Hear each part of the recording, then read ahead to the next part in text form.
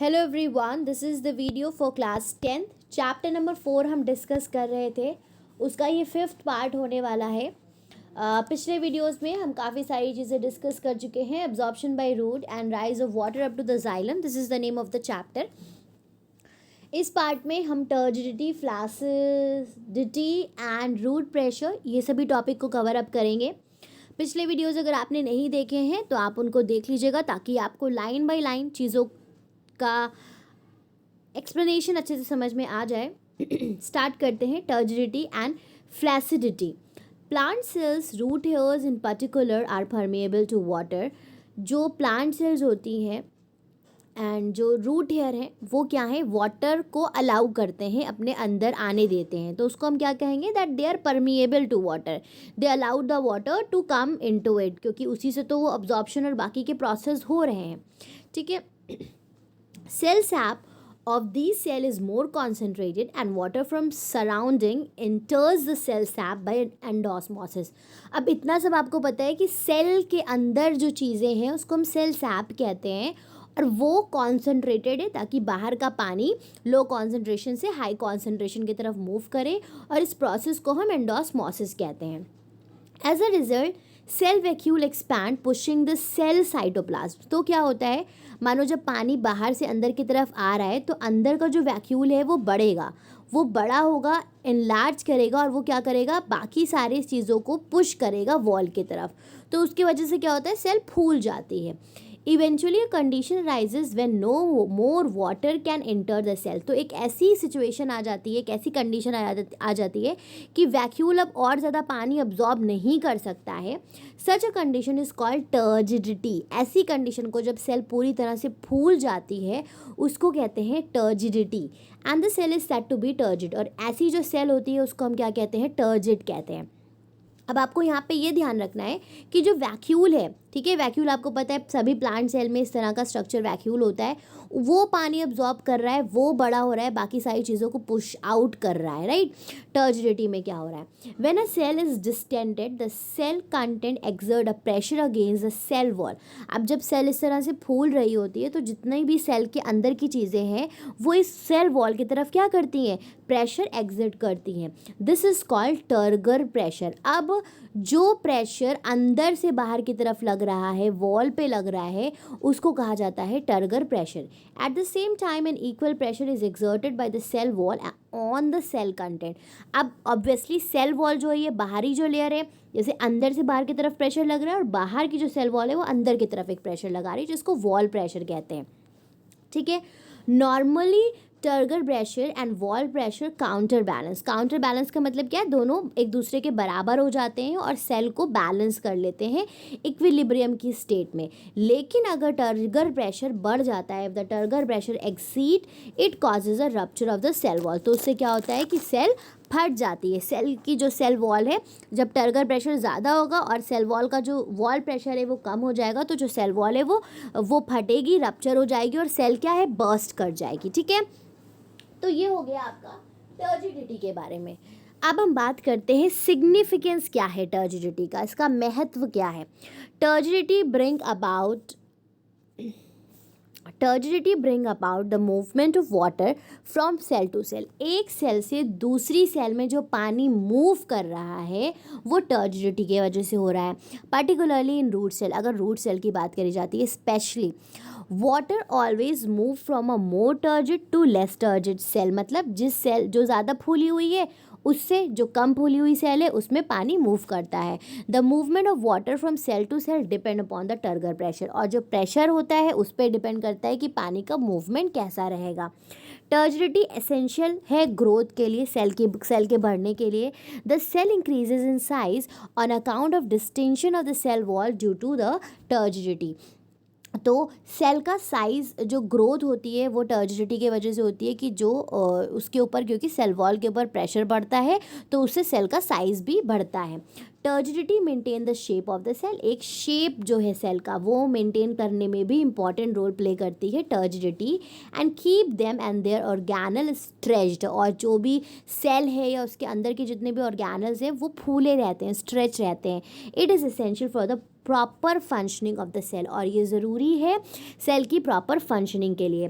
Turgidity provides rigidity to soft tissue, जो भी soft tissues हैं उनको टफनेस प्रोवाइड करती है टर्जिडिटी। मतलब जब उसमें पानी आ जाएगा, स्वेल हो जाएगी, तो वो क्या करेगी, उसको एक सख्त अपीयरेंस देगी, फर्मिलिटी देगी। सच एज पैरेन्काइमा, जैसे सॉफ्ट टिश्यूज़ की अगर बात करें तो parenchyma in young leaves and growing region, जो नई पत्तियां होती हैं या जो एपेक्स रीजन होते हैं, वहाँ पे टर्जिडिटी की मदद से रिजिडिटी प्रोवाइड होती है। Roots are able to penetrate through the soil since their tips are rigid. ठीक है, तो अब जो जड़ें होती हैं उनकी जो नोकें होती हैं वो कैसी होती हैं, सख्त होती हैं। तो वो किस वजह से होती है, टर्जिडिटी की वजह से होती है, ताकि वो ज़मीन में पेनिट्रेट कर सके, रूट्स ज़मीन में अंदर जा सके। It is often seen that the plants growing on the wall cause crack in the wall और in concrete floor due to the high turgor pressure. अब देखो, जो ज़मीन में आप जैसे प्लांट लगाते हो तो आप कुछ महीने बाद या कुछ साल बाद क्या देखते हो कि वो पूरा जड़ें जो होती हैं उस मिट्टी के अंदर पूरी फैल जाती हैं। तो वो कैसे फैल जाती हैं, क्योंकि टर्गर प्रेशर है उन सेल्स में, रूट हेयर में, वो बहुत ज़्यादा सख्त होती हैं, उनका प्रेशर हाई होता है। इसी तरह से जब जो वॉल्स होती हैं या दीवारों पे पेड़ निकल आते हैं तो वो क्या करते हैं, चिटका देते हैं दीवारों को, क्योंकि जो रूट है उनकी जो सेल्स हैं वो कैसी है, टर्जिड सेल हैं, और वो एक प्रेशर एक्सर्ट कर रही हैं, और वो प्रेशर अल्टीमेटली क्या कर रहा है, सॉइल या फिर वॉल्स को अफेक्ट कर रहा है। Yielding of leaves occur in plant due to the loss of turgidity, जो पत्तियां सुकड़ती हैं पानी की कमी की वजह से होता है। During the hot afternoon because more water is lost by transpiration but is not absorbed that quickly। मतलब धूप है, बहुत ज़्यादा तपिश है, तो पानी ट्रांसपायर ज़्यादा हो रहा है लेकिन नीचे से इतनी जल्दी नहीं आ पा रहा है। तो उसकी वजह से क्या होता है, पत्तियां सुकड़ने लगती हैं जब टर्जिडिटी सेल की चली जाती है। In the evening transpiration is reduce and the water absorb exceed the loss of the water through transpiration, the cell of the leaves become turgids and leave become erect. तो आपने देखा होगा कि दोपहर के वक्त गर्मियों में क्या होता है कि पेड़ों की पत्तियां सुकड़ जाती हैं क्योंकि सेल की टर्जिडिटी चली गई है।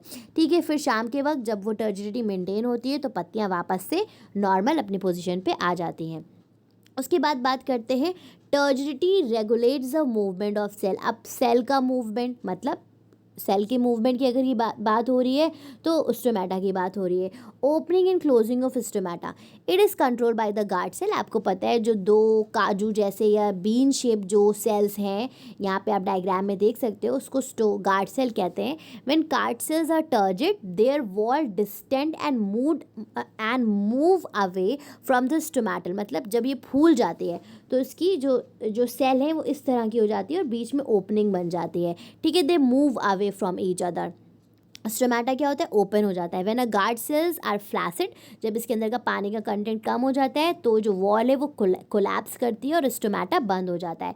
इसी तरह से टर्गर मूवमेंट की अगर बात करी जाए, so the dropping of the leaves of the sensitive plant, जो छुई मुई का पौधा होता है जिसको मिमोसा प्यूडिका, बॉटनिकल नेम इसका क्या है, mimosa pudica, it is due to the turgidity. तो वो टर्जिडिटी की वजह से होता है, उसको छुओ तो मुरझा जाएगा, ठीक है, फिर उसके बाद ठीक होगा, जिसको छुई मुई का पौधा कहते हैं। The movement of the plant parts to the turgidity is called turgor movement. अब टर्जिडिटी की वजह से जो प्लांट के पार्ट्स का मूवमेंट हो रहा है उसको कहते हैं turgor movement. When touch the leaves drupe with in 2-3 second, मतलब जैसे ही आपने उसको टच किया 2 से 3 सेकेंड में उसकी पत्तियां नीचे गिर जाती हैं। This is brought about by changes in the turgidity of the cells of pulvinus the swollen base of the petiole of the leaves. मतलब ये होता क्यों है कि जो उसकी सेल्स होती हैं, जो स्वेलन जो पेटियोल होता है वहाँ पर की जो सेल्स होती हैं उनमें टर्जिडिटी का प्रोसेस, उनमें क्या होता है कि सेल वाटर जो टर्जिडिटी का प्रोसेस होता है वो होता है कि टर्जिड और फ्लैसिड वाला। तो स्वेलन जो पेटियोल, जो पत्ती का जो नीचे का एंड होता है, फूला हुआ पार्ट जिससे वो अटैच्ड होती है, उसको कहते हैं। तो इसी तरह के जो टर्गर मूवमेंट है वो और भी इंसेक्टिवोरस प्लांट में भी देखे जाते हैं। ओके, देन आ जाते हैं the sleep movement of certain plants and bending movements of certain flowers towards the sun are also turgor movement.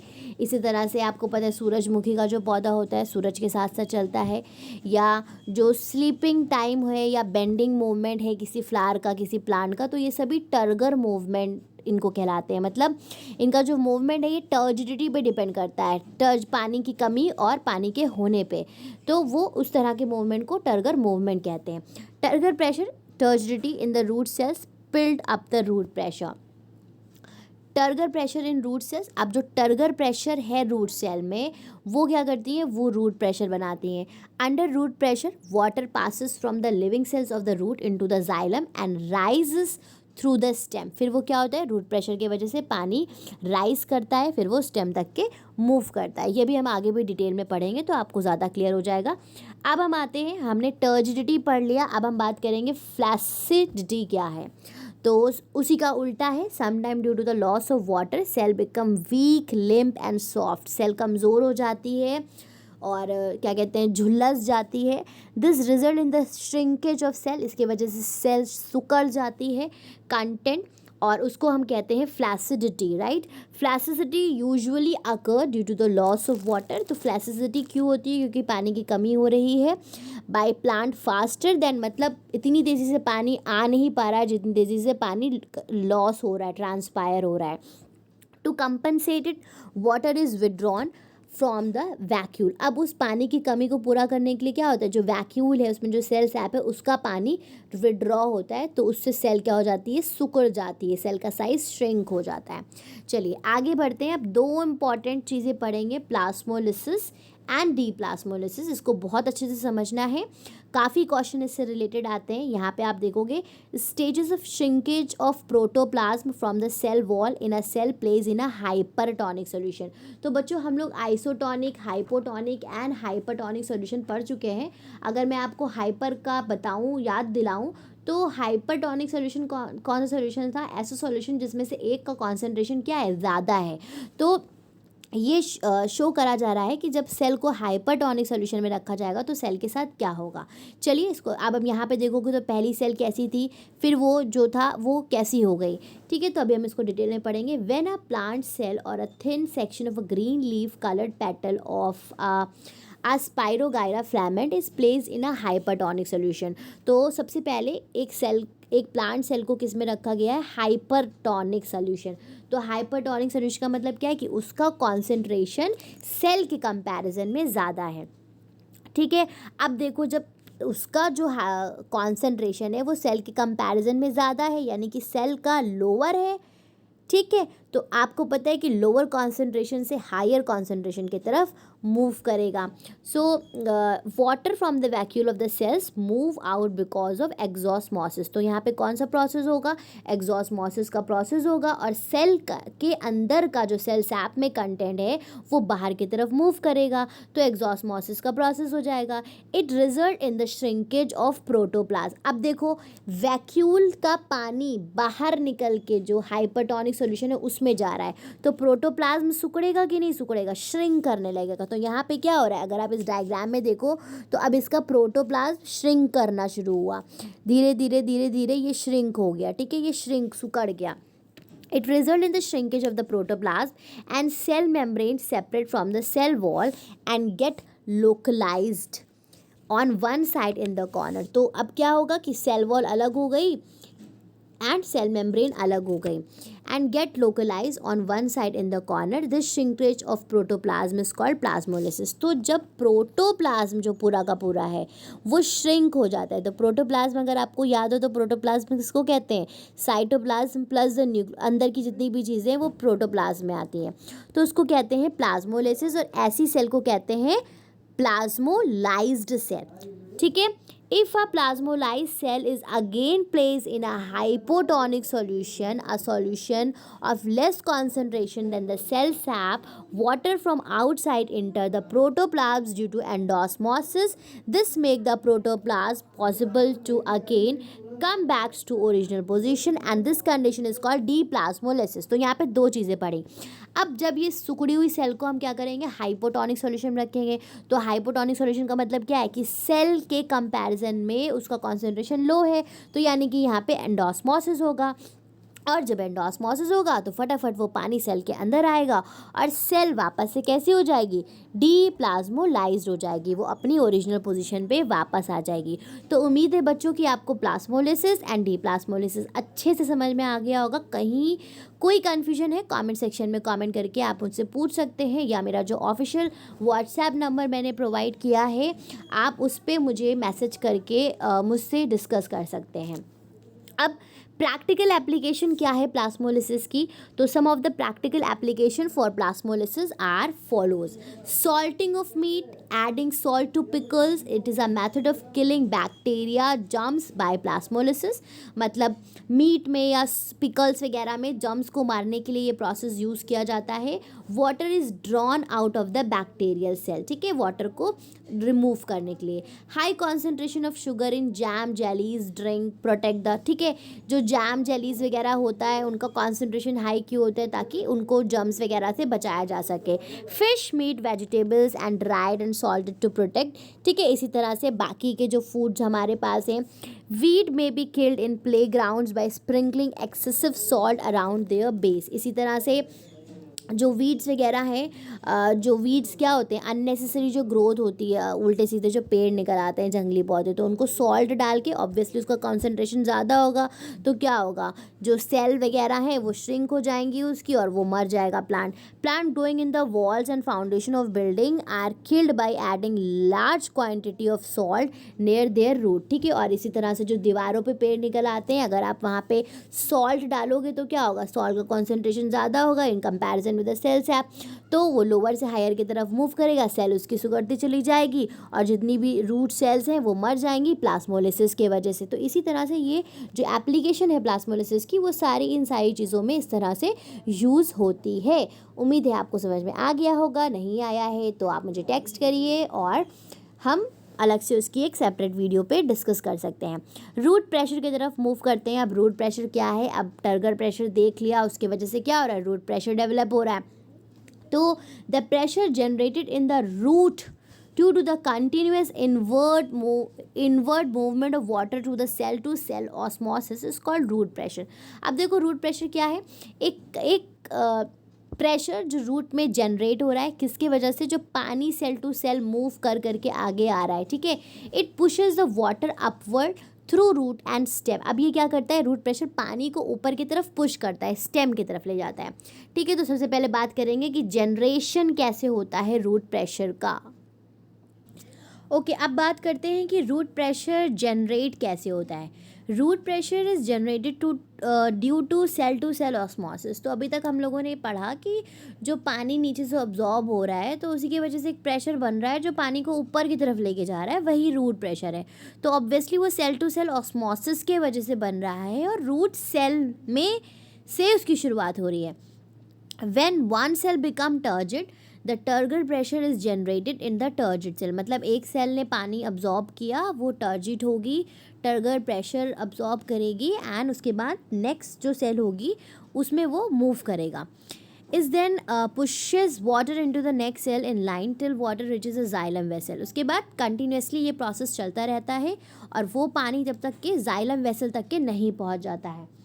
Thus turgor pressure in root cells builds up the root pressure. तो ultimately क्या हो रहा है कि इस turgor pressure की वजह से रूट प्रेशर डेवलप हो रहा है। It is one of the forces required for ascent of SAP. Ascent of SAP क्या है, पानी पेड़ों में ऊपर तक के कैसे पहुंच रहा है, that is actually ascent of SAP. तो रूट प्रेशर एक इम्पॉर्टेंट उसका फोर्स है जो एसेंट ऑफ सैप के लिए रिक्वायर होती है। ऑल राइट, आगे बढ़ते हैं हम। अब एक एक्टिविटी डिस्कस करेंगे, just second. Okay, now we have activity 7 to demonstrate the root pressure, ठीक है। तो इस एक्सपेरिमेंट के वजह से इस एक्सपेरिमेंट की मदद से हम पता करेंगे कि रूट प्रेशर क्या होता है।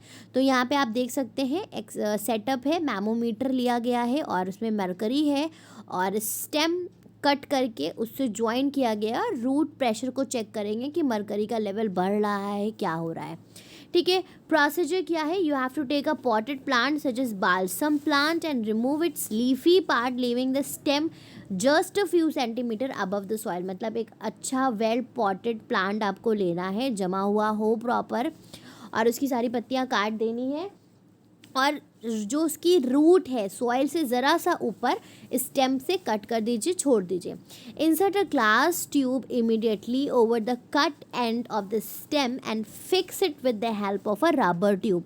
और जहाँ पे मानो आपने यहाँ स्टेम काटी, वहाँ पे आपको फ़ौरन क्या करना है, ग्लास ट्यूब की मदद से उसको फिक्स कर देना है। ग्लास ट्यूब इंसर्ट करके रबर लगा देना है, सील कर देना है।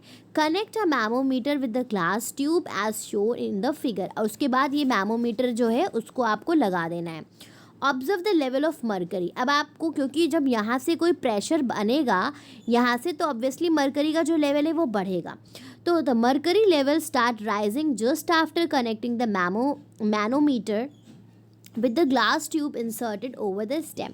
तो अब क्या होगा कि जैसे ही आप कनेक्ट करोगे, क्योंकि वहाँ पे एक प्रेशर बन रहा है, एक फोर्स बन रही है, तो वो मरकरी जो है वो राइज होने लगी। This shows the upward movement of water in the stem is due to the root pressure. तो इससे हमें क्या पता चलता है कि नीचे से हमें एक प्रेशर मिल रहा है जो क्या कर रहा है, वाटर को क्या कर रहा है, ऊपर की तरफ प्रोवाइड कर रहा है, मूव कर रहा है। तो जो अपवर्ड मूवमेंट है वो किसके वजह से है, वो आपका रूट प्रेशर के वजह से है।